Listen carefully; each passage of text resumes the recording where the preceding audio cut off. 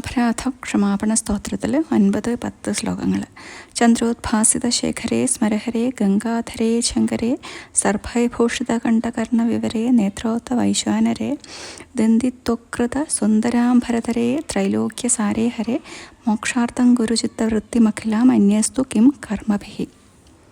ഈ ശ്ലോകത്തിലൂടെ സംസാരമുക്തിക്കായി ഇഷ്ടമൂർത്തിയായ ശിവൻ്റെ രൂപം വർണ്ണിക്കുകയാണ്.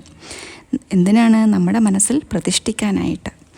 മൗലിയിൽ ചന്ദ്രക്കല അണിഞ്ഞ ചന്ദ്രശേഖരൻ, കാമദേവനെ ഹരിച്ച സ്മരഹരൻ, ശിരസിൽ ഗംഗയെ ധരിച്ച ഗംഗാധരൻ, സർവമംഗളകാരകനാകയാൽ ശങ്കരൻ, കഴുത്തിലും കാതിലും സർപ്പത്തെ അണിഞ്ഞിരിക്കുന്ന സർപ്പവിഭൂഷണൻ, ജ്ഞാനാഗ്നിയോടുകൂടിയ സംഹാരാഗ്നിയോടുകൂടിയ നേത്രോത്ഥ വൈശ്വാനരൻ, ആനത്തോലണിഞ്ഞ ദന്തിത്വകൃത സുന്ദരാംഭദ്രധരൻ, മുപ്പാരിനും പൊരുളായ ത്രൈലോക്യനാഥൻ.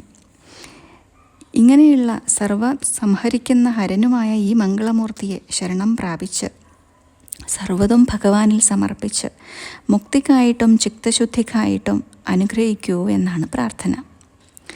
മറ്റ് കർമ്മങ്ങൾ കൊണ്ട് എന്താണ് നമുക്ക് പ്രയോജനം? 10ാമത് ശ്ലോകം. കിം വാനേന ധനേന വാചി കരിഭേ പ്രാപ്തേന രാജ്യേന കിം വാ പുത്രകളത്രമിത്ര പശുഭേർദേഹേന ഗേഹേന കിം ജ്ഞാത്വൈത്തത് ക്ഷണഭംഗുരം സപതിതേ ത്യാജ്യം മനോദൂരത സ്വാത്മാർത്ഥം ഗുരുവാക്യതോ ഭജ ഭജ ശ്രീ പാർവതീ വല്ലഭം. ഒരുപാട് സമ്പത്ത്, മണിമാളിക, വാഹനങ്ങൾ, ആന, കുതിര, പശുക്കൾ, പുത്രകളത്രമിത്രാദികൾ, അങ്ങനെ എല്ലാം ഉണ്ട്. വലിയൊരു സാമ്രാജ്യം തന്നെയുണ്ട് എനിക്ക്.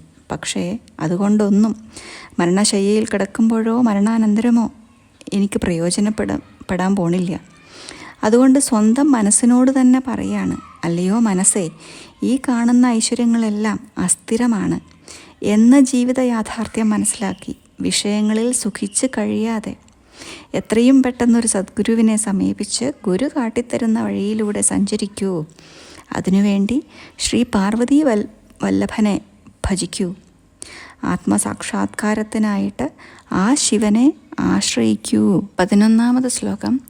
ആയുർനശ്യതി പശ്യേതാം പ്രതിദിനം യാതി ക്ഷയം യൗവനം പ്രത്യായാന്തികതാ പുനർന ദിവസ കാലോ ജഗത്ഭക്ഷകലക്ഷ്മി സ്തോയതരംഗഭംഗ ചപലാ വിദ്യുക്ചലം ജീവിതം തസ്മാത് മാം ശരണാഗതം ശരണത ത്വം രക്ഷ രക്ഷാധുന. ഓരോ ദിവസം കഴിയുന്തോറും ആയുസ് ചുരുങ്ങി വരുന്നു.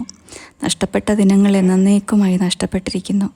അതുകൊണ്ട് ഈ ജീവിതവും ഐശ്വര്യവും സമ്പദ് സമൃദ്ധിയുമൊക്കെ അസ്ഥിരമാണെന്നറിഞ്ഞുകൊണ്ട് അക്കരെ എത്തിക്കുന്ന തോണിയായ ജഗദീശ്വരനെ ശരണം പ്രാപിച്ച് പ്രാർത്ഥിക്കുകയാണ്. സമ്പൂർണ്ണ ഭക്തിയും സമ്യക്